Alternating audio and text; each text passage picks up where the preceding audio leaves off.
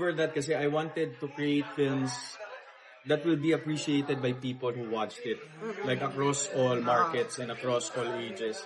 Na hindi lang tayo laging nako-confined sa rom-com, sa horror, sa drama, di ba? I mean, the production world is like a vast land of concepts and opportunities.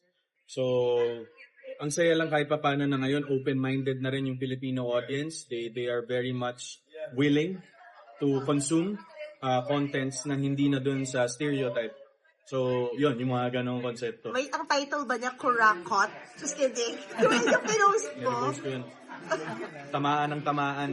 Diba? Ang matamaan, sabi nga doon sa kanta ni Glock na yun yung favorite line ko doon, yung sa chorus part na sabi, bato-bato sa langit, ang tamaan, wag magalit, ang matamaan, wag masyadong halata. Diba? Alden, gano'n ka-painful yun, lalo sa katulad mo na ang laki-laki ng binabayaran na tax? Actually, it's not really more of me paying a lot of taxes every year. It's when I see people suffering from that. That's what I cannot take as not as a taxpayer, but as a Filipino.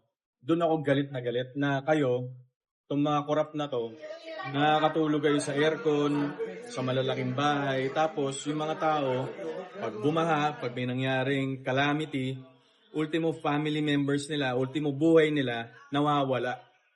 Kaya nila yun? I mean, how dare they? That's why I'm all for the movement against corruption. Maybe, like what si Sir Vince Hizon of DPWH said, na hindi agad-agad, this will be a very long time because it has been systemic already. So, matagal-tagal, pero kailangan may gumagalaw. Yun eh. Huwag nating hayaan na mangyari na naman sa atin, bigla na lang tong mabaon sa limot. Because of, that's how I saw it. I've been reviewing past corruption cases in the government na parang all of a sudden, nakakalimutan siya. Tinatapalan siya ng iba-ibang klaseng balita just so people could forget. And the Filipinos are not stupid. We always remember. Especially right now with our platforms.